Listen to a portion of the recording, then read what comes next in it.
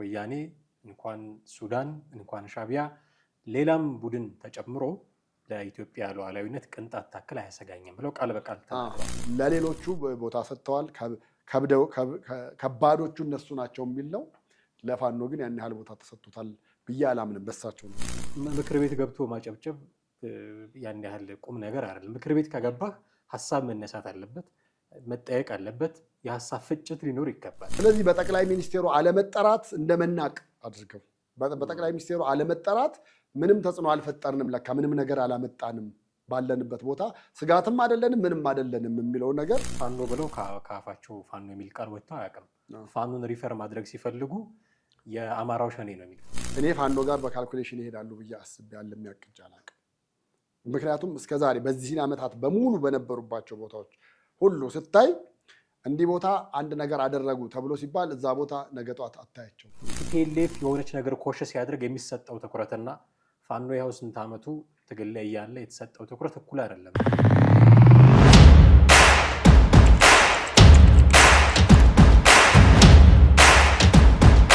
ሰላም ጤና ይስጥልን ውድ ቤተሰቦቻችን እንዴት አላችሁ? ይህ ዘኢትዮጵያ ነው። ከባልደረባዬ ቴዎድሮስ ካሳ ጋር በመሆን በወቅታዊ ፕሮግራም ወደ እናንተ መጥተናል። ትናንትና በሕዝብ ተወካዮች ምክር ቤት ጠቅላይ ሚኒስትሩ ለጥያቄዎች ምላሽ ሲሰጡ ነበረ። ከነዚህ ምላሾች መካከል በጣም ትኩረት የሳቡ ጉዳዮች አሉ። ከነዛ ውስጥ አንዱን መርጠን ነው ዛሬ ለንግግር እና ለውይይት መነሻ የምናደርገው። ጠቅላይ ሚኒስትሩ እንኳን ወያኔ እንኳን ሻቢያ እንኳን ሱዳን ቢመጣ ማንም ቢጨመር የኢትዮጵያ ሉዓላዊነት ቅንጣት ታክል አያሰጋኝም የሚል ንግግር ተናግረዋል። ይሄን ንግግር ውስጥ የፋኖ ስም ለምን አልተጠቀሰም የሚል ከፍተኛ መነጋገሪያ አጀንዳ ተፈጥሯል። እሱን በጥቂቱ ለመዳሰስ እንሞክራለን። እስከ ፕሮግራማችን ፍጻሜ ድረስ አብራችሁን ቆዩ። እንዴት አለ ቴዲ? እንዴት ነህ? ሰላም ነው። የምክር ቤቱን ውሎን በጥቅሉ እንዴት አገኘው? ትላንት ነው ያው አንዳንዶች በጭብጨባ ተጀምሮ በጭብጨባ የተዘጋ ፓርላማ ብለውታል። የትናንትና የመዝጊያ ከመሆኑ አንጻር ትንሽ ሞቅታ የሚታይበት ነበረ። ለሌሎቹ ደግሞ ያው ስንብት ነው። ፓርላማ አባላት ለነበሩት በእርግጥ ተነግሯቸዋል፣ በፊትም ተነግሯቸዋል። አንዳንዶቻችሁን ይዘናችሁ አንቀጥልም ተብለው ነበረ። ለእነሱም ያው ግን አንጥላችሁም የሚል ንግግር ተናግረዋል። የደሳለኝ ጫኔም ያው የመጨረሻው ነው። ግን ደግሞ ሶሻል ሚዲያ ላይ እንስራ የሚል ጥያቄ ቀርቦላቸው የሆነ እንትኖች ሶሻል ሚዲያ ላይም የነበሩት በሆነ ቦታ ተሰጥቷቸው አብረው ቢሰሩ ጥሩ ነው የሚል በጋራም ችግኝ የተከሉትና ስለነበረ እሱ የሆነ ህብረተሰቡ ጋር ጥሩ ቫይብ ይዞ መጥቷል። እንደገና ደግሞ ትክክለኛው የህዝብ ተወካይ እሳቸው ናቸው የሚል ትክክለኛው ህዝብ በቃ ወክያቸዋለሁ ካለ ደሳለኝ ጫኔን ነው። በተረፈ ሌሎቹ የእግዚአብሔር እጅ አለበት ብሎ ከማንቆለጳጰስ በዘለለ ትንሽ ህዝቡንም ደስ የማያሰኝ ንግግሮች ነበሩ። በእርግጥ ህዝቡ የሚፈልገው ያው የመንግስት መተቸት በጣም ይፈልገዋል። እዛ የተቀመጡትም ያለውን ዝም ብለህ ስታበረታታ ከምትኖር ግን መተቸት ባለበት መንገድ ችግር እንደሌለበት ሀገር ዝም ብሎ ሲያጨበጭቡ መዋል አይጠበቅም። ምክር ቤት ውስጥ ያሉት በነገራችን ላይ ያለመከሰስ መብት ያላቸው ሰዎች ናቸው። ያለመከሰስ መብት አላቸው ማለት ኃላፊነት ይሰማቸዋል። ይህንን መብት ብንሰጣቸው በስነስርዓት ይተገበራሉ። በጣም ኃላፊነት የሚሰማቸው የትምህርት ደረጃቸው የማይታማ ለሀገር የሚጠቅሙ ሰዎች ናቸው ተብሎ ነው እንደዚህ አይነት መብት የሚሰጣቸው።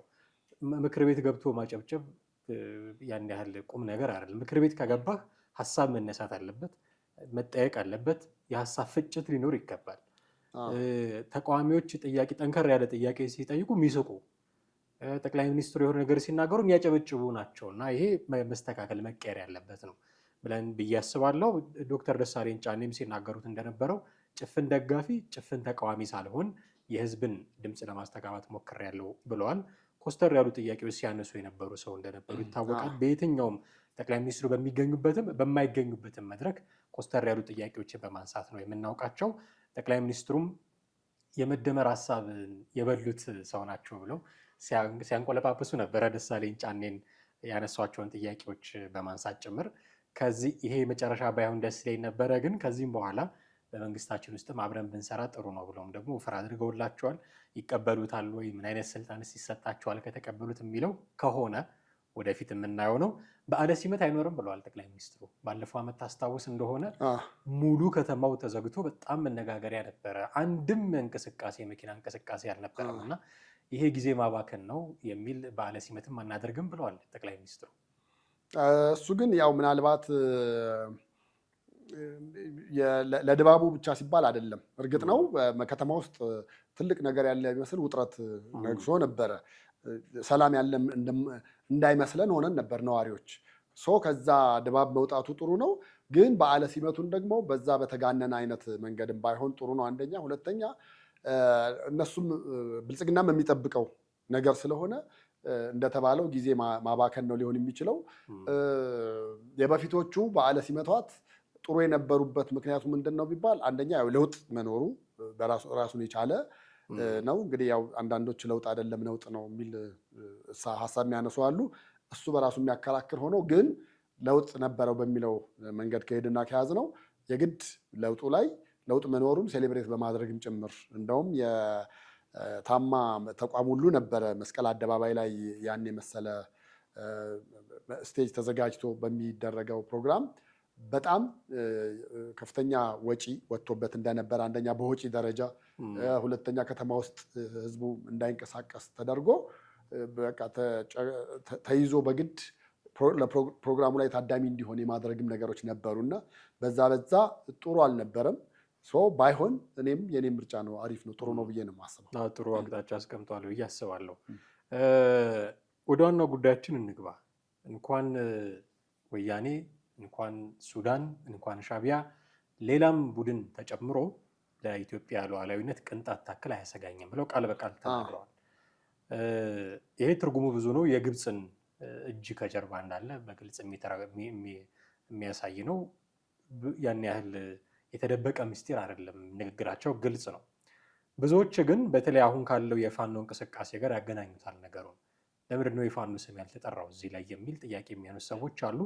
ጠቅላዩ እነዚህን ስም በሙሉ ጠርተው አንፈራችሁም፣ ለህልውናችን አታሰጉንም የሚል ነገር ሲናገሩ የፋኖን ስም እንዴት አልጠሩትም? ሆን ብሎ የዘለሉት ነው የሚመስል ወይስ እንደው ዝም ብሎ የተናገሩ ስለሆነ ረስተውት ነው የሚሆነው? አይ ረስተውት ሊሆን አይችልም። ምክንያቱም ኦላን ከጠሩ ፋኖን አለመጥራት አትችልም። ህወሓትን ጠርተ ፋኖን አለመጥራት አትችልም። ለምን? ሶስቱ አንድ ላይ ሆነን እንሰራለን እያሉ ስለነበረ የግድ መጠራት መቻል ነበረበት። ምናልባት እኔ አሁን በሁለት በሶስት አይነት ነገር ነው ያየሁት። አንደኛ አጀንዳችን አይደለም ወይ ደግሞ የእነሱ ነገር የዕዳው ገብስ ነው ብለን የምትለው ነገር አለ። አዎ በቃ ዕዳው ገብስ ነው፣ በራሳችን ሶልቭ እናደርገዋለን የሚለውን አንደኛ። ሁለተኛ ከሌሎች ኃይሎች ጋር ተባብሮ አይሰራም ነው። ተባብሮ አይሰራም። ቢሰራ ኖሮ ይጠራ ነበር አብሮ። ግን አይሰራም፣ በቃ እሱ በራሱ የሚንቀሳቀስ ነው የሚለውንም እንድትይዝ ያደርግሃል። ምክንያቱም አሁን ሌላውን ብዙ ጊዜ በምሳሌም ተናግረዋል አይደለ? እንደውም ኤርትራ መጥረቢያው ነው፣ የኤርትራ መያዣው እጀታው ነው፣ ህወሓት መጥረቢያው ነው፣ እጁ ደግሞ ሌላ ነው። ስለዚህ ምንድን ነው ይሄ? እነዚህም በተለያየ መንገድ እያዟዟር ከአንዴ በመጥረቢያ በፋሱ በእጀታው በእጁ እስቲ ስለ መጥረቢያውም ሲያወሩ የፋኖን ቦታ የት እንደሆነ አልተጠቀሰም። የሚፈለጠው እንጨት ፋኖ የሆነ እንደሆነ አላውቅም። እና እነዚህ ነገሮች ሁሉ ሲጠቀሱ የፋኖ ነገር አፈር በልቶት ነው ያየው። ወይ ደግሞ በቃ ምንም ሳይነሳ ፓርላማ ላይ በነበሩት አሁን በትናንትና ላይ በነበሩት በተለይ ከግጭት ጋር ከሰላም ጋር ተያይዞ በነበሩት ጥያቄዎች በሙሉ ሲነሳ አንድ ቦታ የፋኖ አልተነሳም። በሌላ በኩል ደግሞ ሶስተኛ ብዬ የማስበው ደግሞ ይሄ መጥራት አንዳንዴ እውቅና እንደመስጠት ነው። ታውቃለህ፣ እውቅና ሰጥተሃል ማለት ነው። በቃ ኦፊሻል የሆነ ጠላት ሲሆን እከሌና እከሌ አለቃቸውም አይነት ነገር ብለህ ትላለህ አይደለ? እከሌን አለቃቸውም ብለህ ደግሞ ሶስቱንም ልታካትት ትችላለህ።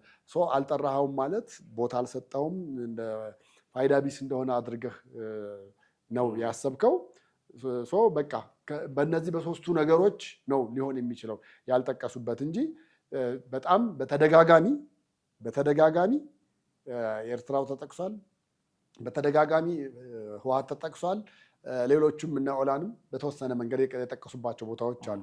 ፋኖን ግን አንድ ቦታ በፍጹም አልጠቀሱም። በመጀመሪያ በነበራቸውም በኋላም በየመሃሉም በጥያቄዎችና በመልስ መካከልም በነበረው ምንም የተነሳ ነገር የለም። ስለዚህ እነዚህ ነገሮች ናቸው ብዬ ነው የማስበው እንጂ ሆነ ብለው ትተውታል ማለት በመዘናጋት ነው ብዬ አላምንም። መዘናጋት አይደለም፣ በፍጹም መዘናጋት ሳይሆን ጠላቴ ብለህ ያልከውን ነገር እንዴት ስሙን ትረሳለህ? እንዴት ትዘናጋለህ? እና ከነዛ አንጻር ነው ለሌሎቹ ቦታ ሰጥተዋል።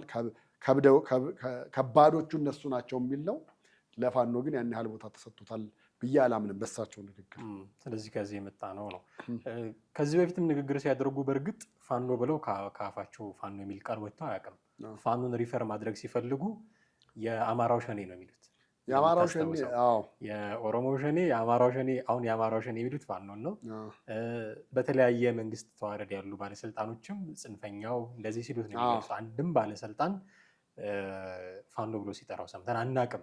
እነ ዳንኤል ክብረት ኢቭን ጃውሳ እንደዚህ እያሉ አሞሌጨው ምናምን እያሉ ነው የሚጠሯቸው። አዳዲስ ስም ነው የሚሰጧቸው። ፋኖ ተብለው አያውቁም። እና ታዲያ ለምን የመናቅ ስሜት ተሰማቸው ፋኖቹ የሚል ጥያቄ ግን ማንሳት እፈልጋለሁ። ምክር ቤት ውስጥ ከነ ህወሓት ጋር ለምን ስም ያልተጠራም ብለህ እንዴት አይነት ጥያቄ ታነሳለህ? ምክንያቱም ጠላታችን ነው የሚሉት መንግስትን፣ ጠላታችን በሚሉት ኃይል እውቅና ተሰጣቸው አልተሰጠ፣ ስማቸው መጠራቱ ነው። ስም ለመጠራት ነው የሚዋጉት እነሱ ዓላማ አለን ብለው ነው የሚዋጉት። የትኛው ዓላማቸው ልክም ይሁን ልክም አይሁን አሁን እሱ የምናነሳበት ርዕሰ ጉዳይ አይደለም። ግን አላቸው ዓላማ፣ የሆነ ፍላጎት አላቸው። መቼም ዝም ብሎ ጥይት ሲተኩስ አይኖሩም። ያ ዓላማቸው ነው ጫካ ያስገባቸው እንጂ በምክር ቤት መጠራት አይደለም። በጠቅላይ ሚኒስትሩ አፍ ፋኖ ሲባል መሰማት ከነ ህወሓት ጋር እናንተን እናውድማችኋለን ሲባሉ ሲዛትባቸው መስማት አይደለም ዓላማቸው። ለምንድን ነው በጠቅላይ ሚኒስትሩ አፍ አልተጠራንም ብሎ ይህን ያህል መንጨርጨር ከምን የመጣ ነው ብዬ ምን ይሆናል መሰለህ፣ ይሄ ስነ ልቦና ላይ ያሉ ጫናዎች ሊኖሩ ይችላሉ። አሁን ራሳቸውን ያስቀመጡበት ቦታ አለ እና እነሱ ልክ አሁን እንደ ግብፅ፣ እንደ ኤርትራ፣ እንደ ህወሓት በዛ ልክ ተገዳዳሪ አይነት ናቸው ተብለው እንዲጠቀሱ የመፈለጉ ነገር አለ ስሜቱ። ስለዚህ በጠቅላይ ሚኒስቴሩ አለመጠራት እንደመናቅ አድርገው በጠቅላይ ሚኒስቴሩ አለመጠራት ምንም ተጽዕኖ አልፈጠርንም፣ ለካ ምንም ነገር አላመጣንም፣ ባለንበት ቦታ ስጋትም አይደለንም፣ ምንም አይደለንም የሚለው ነገር አእምሯቸው ውስጥ ተደጋጋሚ ስለተመላለሰ ከዛ ይሆናል የተጠሩት እንጂ እንደውም አለመጠራታቸውን እንደ ጥሩ አድርገው በቃ ስራችን ይመስክር እኮ ነበር መባል መቻል ያለበት። አንተ እንደዚህ ያለ ቦታ እኮ ስትሆን አሳየዋለሁ እኔ በስራዬ ነው የማሳየው ብለህ ነው ልትል የምትችለው እንጂ ቦክሰኛን ይመስል እዛና እዛ ሆነህ የሬስሊንግ ተጫዋች ፉከራ የሚኖሩትን ፉከራዎች በመፎከር አይደለም ማሸነፍ የሚገኘው።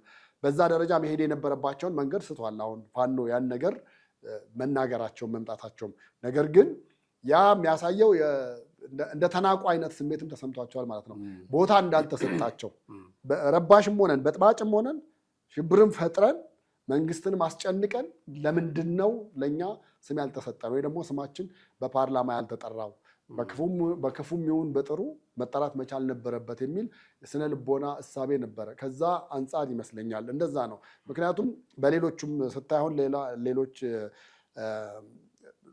ህወሓትን አሸባሪ ሲሉት ወይ ደግሞ እረፍ ብለው ሲሉት ሌሎች ዓለም አቀፍ ተቋማት ስለ ፋኖ ምንም አይነት ነገር አልነበረም። ስለዚህ እነዚህ ነገሮች ድምር ውጤት ነው ፋኖ ሌላው ሲጠቀስ ሌላው ሲጠራ ለምን እኔ ሳልጠራ እንዴት ተዘለልኩ እንዴት ታለፍኩ አይነት ስሜት የተሰማው በዚህኛው መንገድ ነው ብዬ ነው የማምነው። የጠቅላይ ሚኒስትሩ ብቻ ሳይሆኑ ዓለም አቀፍ ተቋማትም ያን ያህል ትኩረት የሚሰጡት እንቅስቃሴ እንዳልሆነ ግን መታዘብ እንችላለን። ከሰሞኑ ትግራይ ክልል ውስጥ የምንሰማቸው ነገሮች የተሰጣቸው ትኩረት አሁን የአሜሪካ ሴኔት እየተወያየበት ያለ ጉዳይ ነው። አምባሳደር ሀርቪን ማሲንጋ በተደጋጋሚ ወደ ትግራይ ክልል ይሄዳሉ። በቅርቡ እንደውም ሊሄዱ ተብሎ እንደተሰረዘና ቀለን የነ ኦሉሴጉን ኦባሳንጆ ምልልስ ወደዛ አካባቢ ቲፒኤልኤፍ የሆነች ነገር ኮሽ ሲያደርግ የሚሰጠው ትኩረትና ፋኖ ያው ስንት ዓመቱ ትግል ላይ ያለ የተሰጠው ትኩረት እኩል አይደለም እና ጠቅላይ ሚኒስትሩ ብቻ ሳይሆኑ ዓለም አቀፍ ተቋማትን ይህንን ያህል ትኩረት የሚሰጡት አይደለም ብዬ ነው ማሰበው እንቅስቃሴያቸውን። ከዚህ አንጻር ምን መገንዘብ እንችላለን? መገንዘብ የምንችለው አንድ ነገር ህወሓት ውጤቱን አውቆት ነው አንድ ነገር ሲያደርግ ውጤቱን አውቆት የዚህ ነገር መነሻዬ ነው መሀል ላይ እንዲህ ሊፈጠር ይችላል እንዲህ ቢፈጠር እንዲህ አድርጌ ብሎ በካልኩሌሽን ነው የሚሄደው። እኔ ፋኖ ጋር በካልኩሌሽን ይሄዳሉ ብዬ አስቤያለሁ። የሚያቅጅ አላውቅም። ምክንያቱም እስከዛሬ በዚህ ዓመታት በሙሉ በነበሩባቸው ቦታዎች ሁሉ ስታይ እንዲህ ቦታ አንድ ነገር አደረጉ ተብሎ ሲባል እዛ ቦታ ነገ ጧት አታያቸው፣ ጠፍተው ነው የምታያቸው። ወይ ደግሞ የዛን ነገር ውጤቱን ተቀብለውትም አምነውትም አይደለም የሚያደርጉት። ይሄ የብስለት መጉደል ችግር አለ ብዬ ነው የማምነው። የብስለት መጉደል አንድ ነገር ስታደርግ፣ በተለይ ደግሞ ጦርነት ላይ ነህ፣ ታጣቂ ነህ፣ መሳሪያ ይዘሃል። ይህን ነገር እኮ ስታደርግ አይደለም እነሱ ልንገርህ አይደለ፣ ለምሳሌ የኦላን ተመልከት፣ ሸኔን ተመልከት። ሸኔ ለሚያደርገው ነገር እያንዳንዱ ውጤቱን ያውቀዋል። ለምሳሌ አርሲ ውስጥ አብያተ ክርስቲያናትን አቃጠለ ምናምን ነገር ተባለ አይደለ? ያ ነገር ምን ሊያስነሳ እንደሚችል፣ ምን ሊባል እንደሚችል፣ በዓለም አቀፍ ምን እንደሚባል፣ በሀገር ውስጥ ምን እንደሚባል፣ ጠቅላይ ሚኒስትሩ ምን አይነት ስያሜ ሊሰጡት እንደሚችሉ ምናምን ይህን ነገር ሁሉ አውቆ ነው የሚያደርገው። የፋኖ ግን እስቲ የትኛው ነው አንደኛ ውጤታማ ብለን የምትለው? እስቲ አንድ ይሄ ነው ብለን እንበል። ለገና እንገባለን፣ ለአዲስ ዓመት እንገባለን ከማለት በዘለለ እስቲ የፋኖ ድል የትኛው በጥረት በውጤት አምጥተው እንዲህ አድርገው ይዘዋል ብለህ የምትላቸውን ነገሮች ካለ ጥቀስ። ስታይ ምንም ነገር የለም። ስለዚህ አለ ካልኩሌሽን ነው የሚሄዱት ማለት ነው። በቃ እዚህ ጋር ለምሳሌ ወታደር ሰፍሯል ከተባለ ዛሬ እንሂድ፣ እዛ አካባቢ ያለውን ወታደር እንዋጋ፣ ከዛ በኋላ በቪዲዮ ቀርጸን እየተፎከረ ምን እየተባለ ይለቀቅ አይነት ነገር ነው እንጂ በካልኩሌሽን ወይ ደግሞ ውጤቱን የመጨረሻውን የድምር ውጤት እንዲህ ያለ ነገር ይመጣል ብለው አስበው አቅደው አልመው የሚነሱበትና የሚተገብሩት ነገር ምንም የለም። ከዛ የተነሳ ነው ብዬ ነው የማምነው። ቢሆን ኖሮ ውጤት እናይ ነበራ እኛም እነሱ። ውጤት የለም። ውጤት ከሌለ ደግሞ የተነሱበትን ነገር ፌክ የሆነ ነገር ትክክለኛ አግባብነት ያለው ነገር አይደለም ብለህ እንድታምን ነው የሚያደርግህ። ከዛ አንጻር ነው እንዳልከው ነው። በጠቅላይ ሚኒስትሩም በዓለም አቀፍ ተቋማትም ዘንድ እንዲህ ያለ የትኩረት መነፈግ እየገጠመው ነው። ለምን እንዲሆንብናል የሚል ጥያቄ እያነሱ ነው። ግን ይሄን ከማንሳት ይልቅ አንተ እንዳልከው ደግሞ ስራዎችን ሰርቶ መገኘት በዓለም አቀፍ መድረክም በሀገር ውስጥ ባለ የመንግስት አካልም የሚያስጠራ አይነት ስራ ሰርቶ መገኘት ከነሱ የሚጠበቅ የቤት ስራ ነው የሚሆነው። ምን አይነት የአቋም ያካሄድ የስትራቴጂ ለውጥ ያመጣሉ ወደፊት አብረን የምናየው ነገር ነው የሚሆነው። ለነበረን ቆይታ ግን እጅግ አድርገን አመሰግናለሁ ቴዲ። ወደ ቤተሰቦቻችን እናንተም ከኛ ጋር ነበራችሁ ቆይታ እጅግ አድርገን ነው የምናመሰግናችሁ። የዛሬው ፕሮግራማችን ይህንን ይመስል ነበረ። በቀጣይ በሌላ ርዕሰ ጉዳይ እንጠብቃችኋለን። ሀሳብ፣ አስተያየት፣ ጥያቄዎቻችሁን አድርሱን፣ እንመለከታቸዋለን። ጤና ይስጥልን።